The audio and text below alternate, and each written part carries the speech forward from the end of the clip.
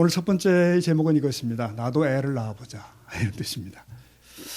오늘 다시 본문을 좀 보시면 여러분 읽은 본문 말씀이 이렇게 되어 있습니다. 40절에 보면 요한으로 인해서 안드레라고 하는 사람이 예수를 따르게 됩니다. 41절에 가보면 또 안드레가 시몬을 또 예수께 소개를 합니다. 그리고 43절에 가면은 예수님이 빌립을 부르시고 그 다음에 45절 빌립은 나다나엘을 가서 또 부르고 예수를 얘기합니다. 자, 이렇게 이제 뭔가 이어지는 마치 그 바톤 터치 릴레이 같은 그런 걸 보게 되는 것이죠. 정리하면 사람들은 예수님을 찾습니다. 예수님도 사람들을 찾으셨습니다. 또 예수님을 발견한 사람은 자기 주변을 찾습니다. 주변 사람을. 그리고 인도합니다. 이게 바로 복음이 전파되는 방식입니다. 아주 단순한 원리죠. 내가 먼저 예수님을 그리스도로 발견함. 이게 중요합니다. 내가 주님인 예수를 찾는 것이죠. 그리고 내가 찾은 그 예수 그리스도를 내 주변 사람에게 소개하는 것. 이게 마치 이제 어떤 큰 질병에서 신기하게 치료받은 사람이 자기 경험을 가슴에 담지 못하고 계속 얘기하는 것. 이랬어. 내가 이렇게 됐어. 일종의 간증이죠. 바로 그런 겁니다. 그래서 예수님을 진심으로 만나서 충격을 혹은 변화를 입은 사람들은 반드시 주변 사람들에게 예수님을 소개하게 되어 있다는 것이죠. 네, 우리의 교회에서 이런 일들이 계속 이루어질 수 있기를 축복합니다. 베드로를 예수님께 소개한 안드레, 나다나엘을 예수님께 소개한 빌립의 역사가 계속 일어날 수 있어야 된다는 거죠. 물론 나중에 베드로와 나다나엘도 똑같은 일을 바로 그 소개하는 일을 계속합니다. 이게 바로 복음이 전파되는 방식이고 그것이 오늘 유럽을 건너 미국을 건너 한국까지 온 방식입니다. 여러분 오늘 새해년 첫 주일입니다. 오늘 우리는 이 전도에 관한 하나님의 말씀을 듣게 됩니다. 여러분 개인 전도는 사실 우리의 삶에 있어서 가장 부담되는 부분입니다. 근데 저는 여기서 이렇게 말씀을 드리고 싶습니다. 너무 스트레스는 받지 말자. 개인 전도는 마치 물건 강매 방식으로 상대를 설득해 드디어 팔아야 되는 그게 아니라는 거죠. 또는 의무감에 의해서 불량품을 마지못해 떠넘기는 그런 게 아닙니다. 그대로 내가 만난 예수를 혹은 내가 매일 교제하는 그분을 자연스럽게 소개하는 것이라는 거예요. 그러니까 내가 그분과 교제해 보니까 이렇더라. 내가 예수님을 깊이 사랑하고 보니까 이렇더라. 그런 얘기를 하는 거죠. 내가 신앙생활을 하면서 예수를 더 많이 알아가면서 신뢰하며 체험해 보다 보니까 이렇게 되더라. 그 얘기를 주변 사람에게 하는 것입니다. 이것은 단순한 교회 소개의 차원을 넘는 것이죠. 본질적인 거죠. 물론 그러려면 우리 자신이 예수님을 깊이 알아가야 됩니다. 평소에 친밀하게 교제할 필요가 있습니다. 여기서 진심에서 우러나온 말이 상대방에게 강한 설득력을 갖습니다. 물론 그 순간에 하늘에서 성령께서 초자연적 역사하십니다. 안 보이는 부분인데 이게 있습니다. 내심만으로 되는 거 아니거든요. 한 사람이 영혼의 문을 연다고 하는 것은 우리 설득력으로 되는 것이 아닙니다. 대전도자 바울도 이렇게 말씀한 바가 있어요. 고전 2장 4절 보면은 내 말과 내 전도함이 설득력 있는 지혜의 말로 하지 아니하고 그 다음 읽어보시겠어요? 다만 성령의 나타나심과 능력으로 한다. 바로 그것입니다. 그러니까 앞에 본문에 나왔던 안드레와 빌립이 무슨 신학적인 의미를 자세하게 설명한 것이 아닙니다. 그저 내가 그분을 발견했는데 와서 만나보시오. 그겁니다. 그러니까 예수를 만난 사람은 자기 주위 사람에게 내가 만난 예수를 자연스럽게 소개한다는 원리죠. 그래서 내가 소개할 사람을 두리번거리며 찾게 되어 있습니다. 그리고 그를 위해 기도하게 되어 있다는 것입니다. 그리고 그 영혼을 긍휼히 여기는 마음을 갖게 됩니다. 자, 요한복음 4장으로 계속 가보면 이런 말씀을 여러분 기억하십니다.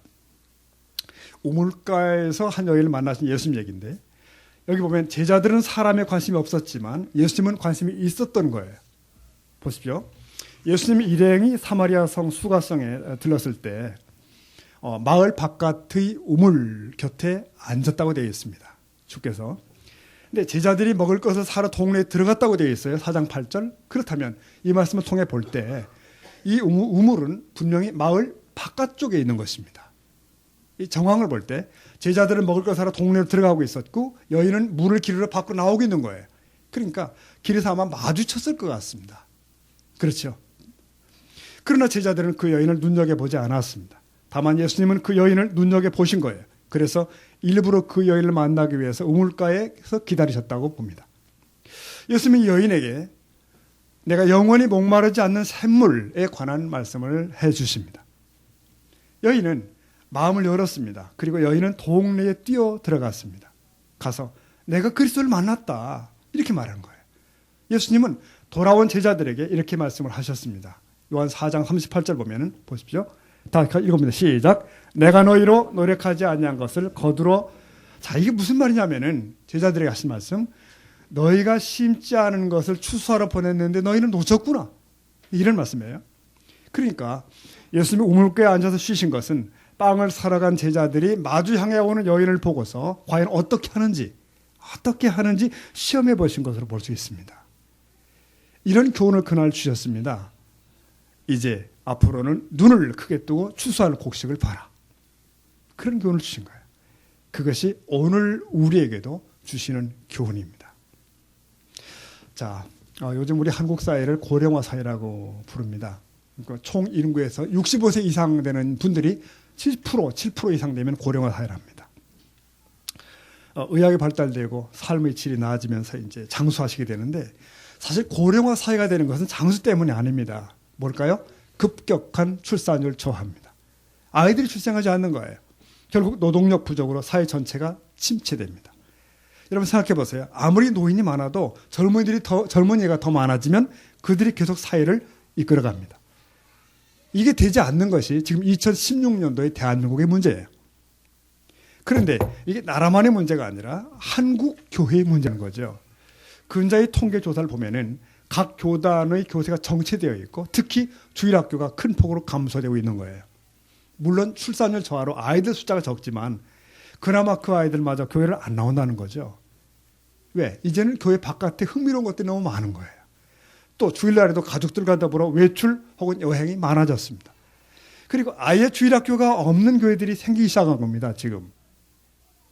그렇다면 앞으로 20년, 30년 후에 우리들의 교회는 어떻게 될까? 한국 교회는 어떻게 될까?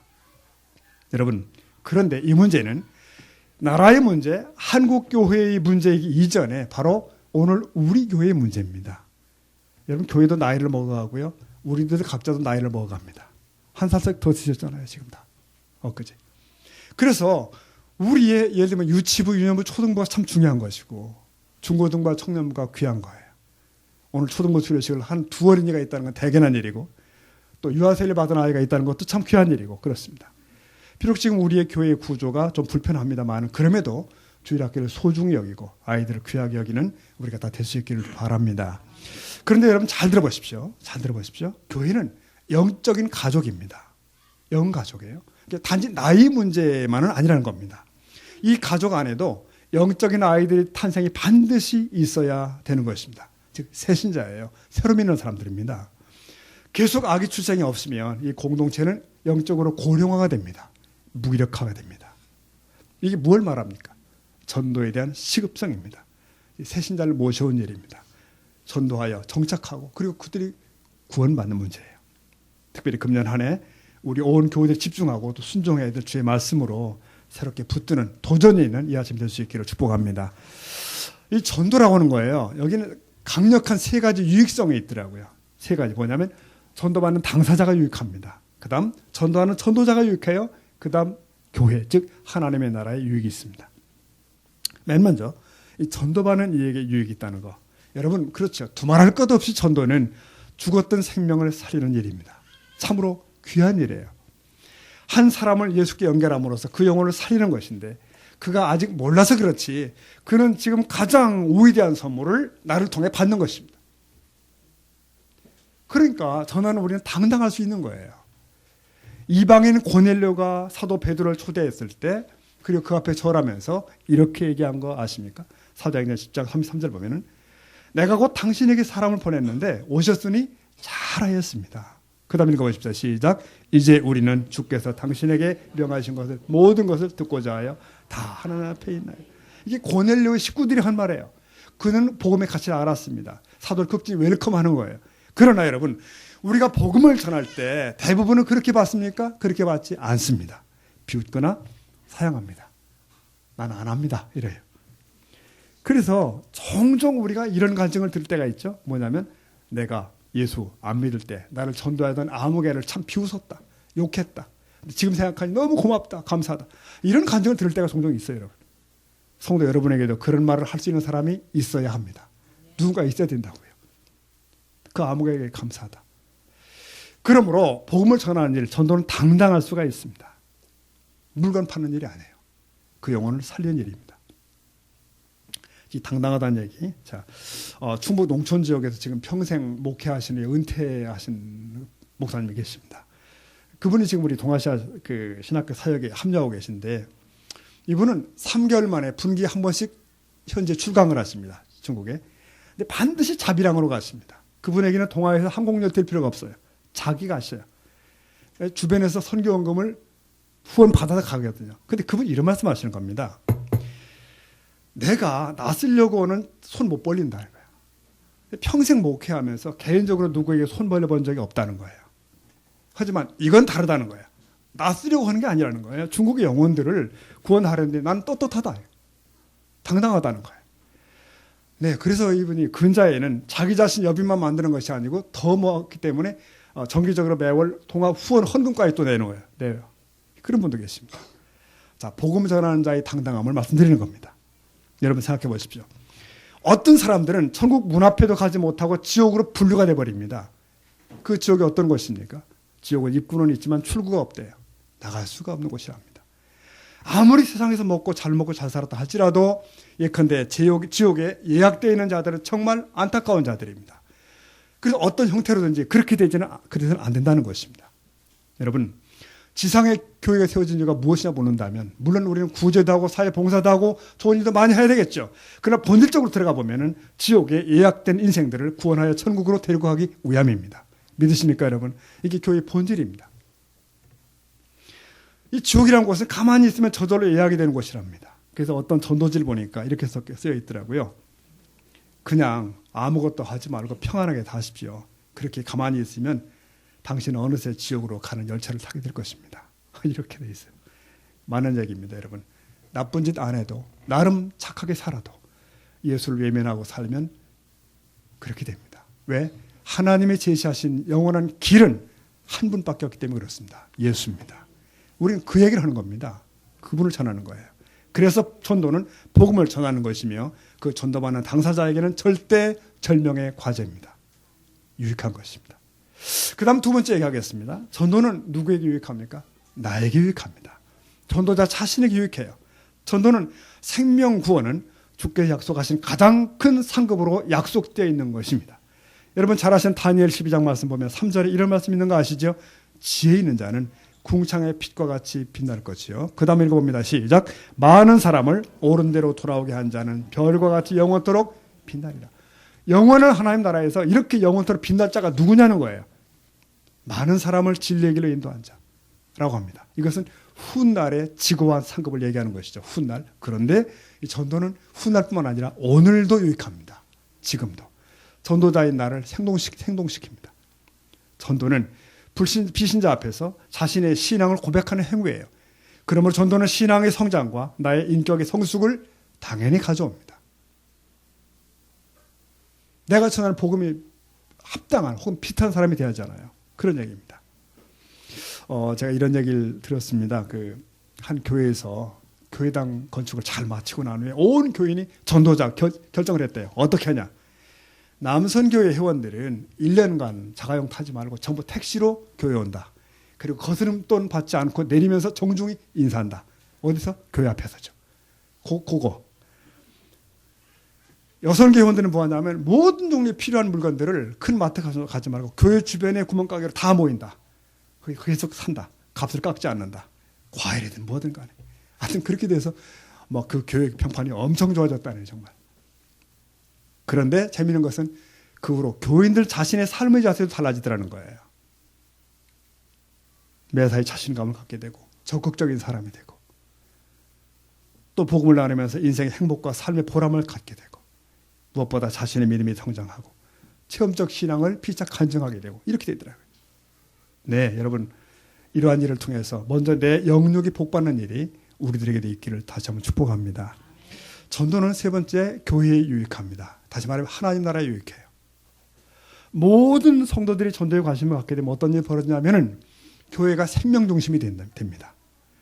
행사 중심이 아니고 교제 중심이 아니고 인간 중심이 아닌 거예요. 주님의 명령에 순종하는 교회가 되는 것입니다. 전도도 얘기하고 설교도 나가고 이쪽으로 계속 생각이 가는 거예요.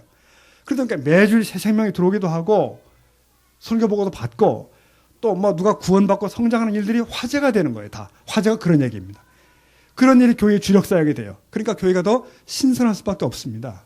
아주 신선한 것입니다. 더 구체적으로 얘기하면 그 문제는, 이 전도는 정말 우리 새수망교회에 정말 유익합니다. 필수입니다. 왜 그런지 아시죠? 우리 교회의 생존과 관련되어 있습니다. 입구에 게시판 위에 표를 여러분 다 보시고 있습니다만은 새수망교회는 하나님이 하신다. 그게 붙어 있잖아요, 지금. 근데 이 표를 보시면서 두 종류의 사람이 있습니다. 네. 한쪽은 그래, 하나님이 다 하신데 나는 신경 쓸 거 없네. 이렇게 하는 분들이 있을 수 있어요. 다른 쪽은 뭐예요? 하나님이 하신데 그럼 나는 그 하나님의 손과 발이 돼야 되겠다. 바로 그겁니다. 나를 통해서 하시도록 이 마음이 우리에게 있기를 축복합니다. 여러분 맞습니다. 우리의 교회를 누가 다른 이가 염려하겠습니까?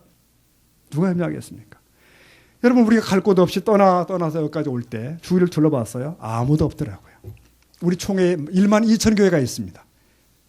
어느 교회 하나 다가오진 않습니다. 근데 그게 당연합니다. 왜? 하나님은 이 교회를 남이 아닌 나와 여러분에게 맡겼기 때문입니다. 결국 우리 자신의 몫이에요. 그러므로 지금은 전도할 때입니다. 사람을 모셔오실 때예요. 그것은 교회가 갖는 영원한 사명이지만 나아가 지금 2016년 지금 우리에게 필요한 일입니다. 응답하라 2016이라고 한다면 바로 전도가 될 것 같아요. 네. 여러분 그래서 우리가 지난 날 그 힘든 날에도 내가 흩어지지 않았고 여기 남았으면 자랑이 될 수 있게 됩니다. 떠나지 않았으면 하나님과 사람 앞에 떳떳함이 될 수 있도록 그것은 바로 우리들의 교회가 부흥하고 굳건히 섰을 때만 가능한 얘기입니다. 이렇듯이 전도는 첫째 전도받는 자, 둘째 전도하는 분 자신, 셋째는 우리들의 교회에 유익합니다. 네, 그러면 누구에게 전할 것인가? 그 문제를 나누죠. 누구에게 가야 될 것인가? 성경은 일관되게 말합니다. 가까운 자들이라고 얘기합니다. 우선 가까운 데부터. 누가복음 4장 32절 말씀 보시면 자, 우리 한번 읽어보죠. 시작. 그들이 그 가르치심에 논란이 이는 그 말씀이 권위가 있습니다. 이 말씀은 예수께서 그의 고향 나사렛에 가셔서 전도하실 때 사람들이 한 말입니다. 아유, 그 말씀에 권위가 있네? 이렇게 놀랐다는 거예요. 여러분 우리는 먼저 우리의 가족이나 우리의 친지들 여기서부터 하나님의 은혜를 증거해야 됩니다. 지금 예수님은 첫 번째 설교를 주님의 고향 마을인 나사렛에서 하셨다. 그리고 주님은 제자들에게도 그들의 사역을 그들의 수도인 예루살렘에서 시작하라고 당부하셨습니다. 이유가 무엇일까? 주께서는 나사렛과 예루살렘에서 성공을 기대하셨을까? 아닙니다. 오히려 그 반대입니다.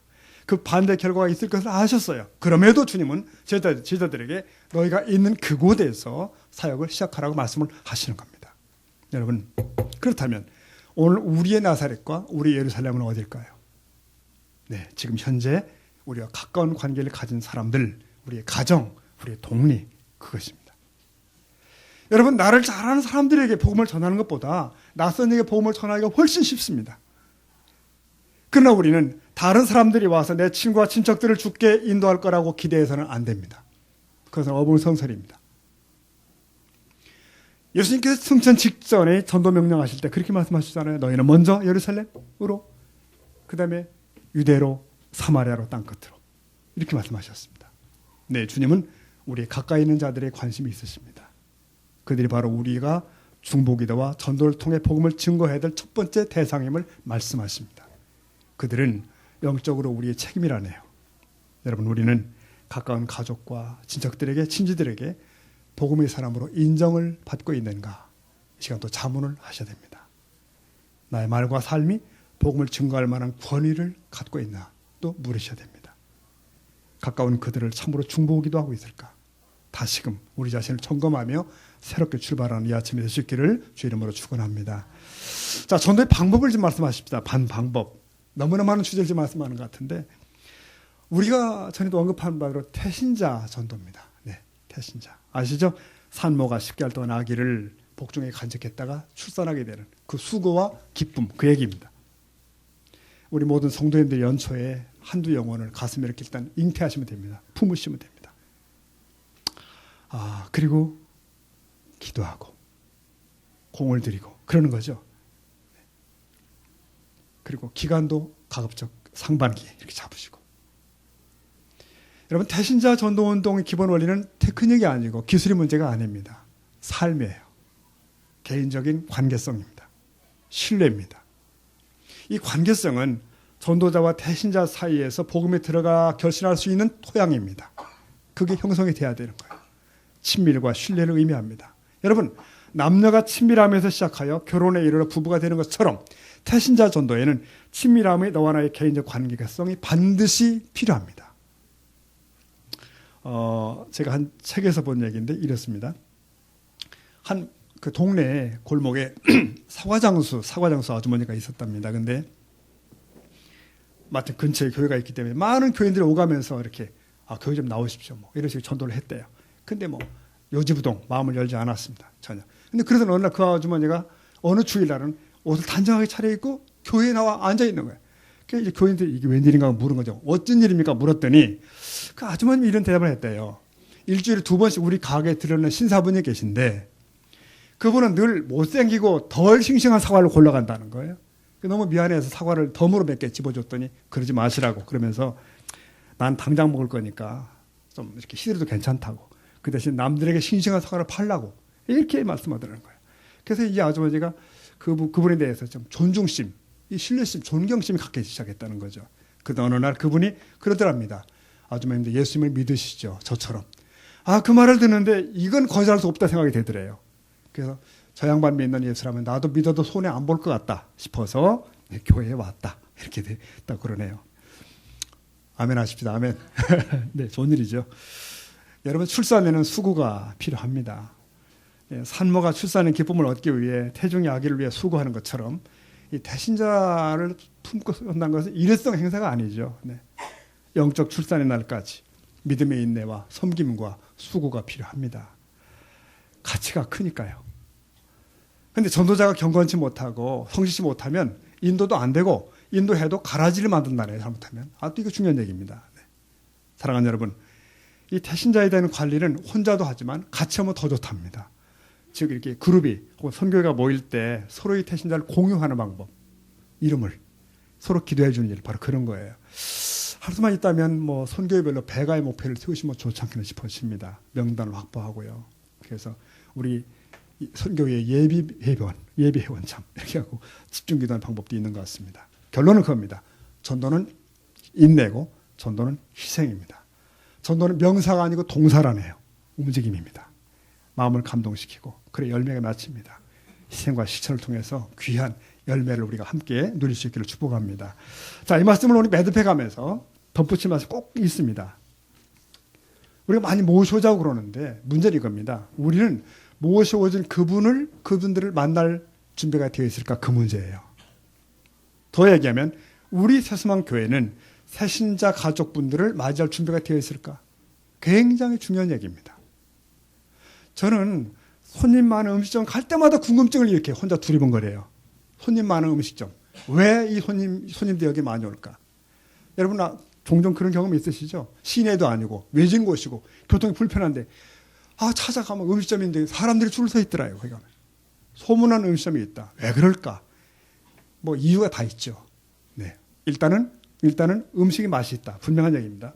주방장이 성실한 거예요. 그거는. 근데 음식만 맛있다고 되는 건 아니더라고요. 이 종업원들이 정말 뭔가 달라요. 삭삭합니다. 근데 어느 음식점 가면 굉장히 사무적이잖아요. 아주 쌀쌀하고 뭐 그래요. 본척도 안 하고. 그래서 잘 되는 집 가보면 종업원들끼리도 밝아요. 자기들끼리 사이가 좋아요. 그걸 느낄 수 있어. 그죠? 그런 분들은 서비스도 자발적으로 하더라고요. 반찬 더 주세요. 안 해도 알아서 깍두기 더 갖다 주고 이렇게 하더라고요. 그럼 손님도 즐겁고. 여러분, 근데 어떤 음식점은 그렇죠. 겉으로는 번듯하고 널찍한 주차장도 갖고 뭐 다 그런데 사람들이 일단 가죠. 뭐 가는데 그것을 버티지 못합니다. 한두 주가 없고 안 가는 거죠. 여러분, 교회를 음식점으로 비유할 수 있을까요? 가능합니다. 일단 맛있는 음식이 필요하죠. 예배가 은혜스러워야 되고 말씀이 정확해야 되고 그런 거죠. 조미료 타지 말고 급조하지 말고 정성껏 그래야 됩니다. 근데 그것만으로 되는 건 아니더라고요. 그 안의 사람들입니다. 그 안의 사람들. 따뜻한가? 그들은 진정 나를 환영하나?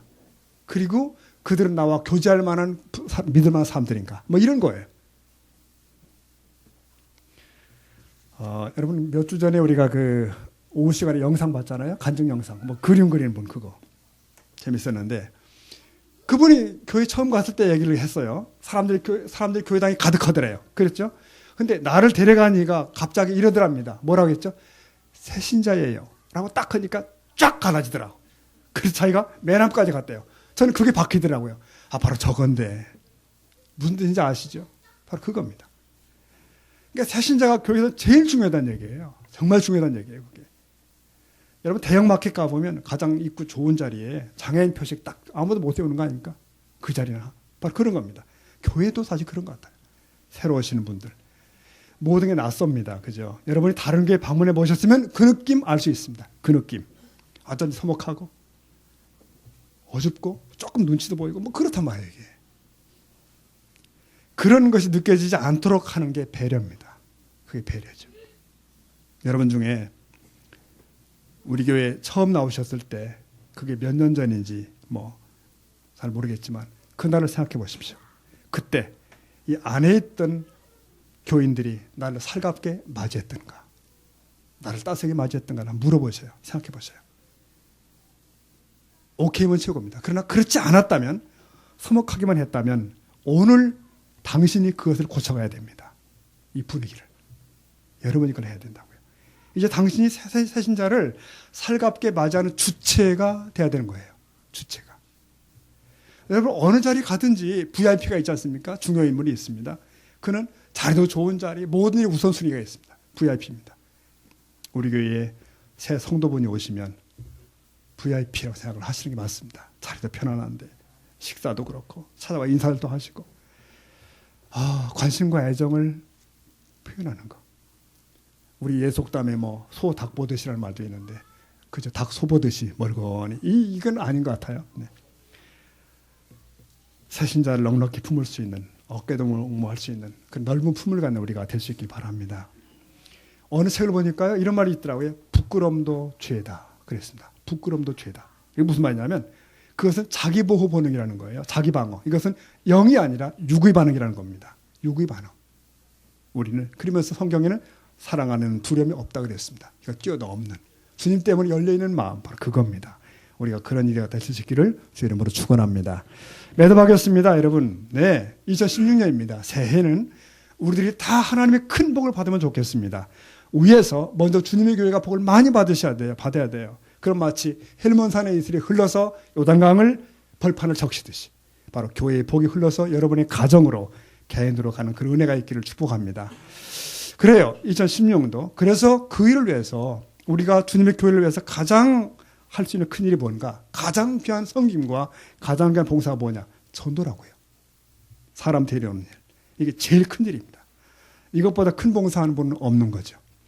사실 이것은 주님의 지상명령이기 때문에 새삼 강조할 필요가 없습니다만은 그러나 다시금 강조해야 되는 것은 우리가 같이 애써야 되는 문제이기 때문에 그렇습니다. 한두 명 문제가 아니에요. 이승만 대통령 그랬나요? 뭉치면 살고 흩어지면 죽으신답니다. 네, 생각해야 됩니다.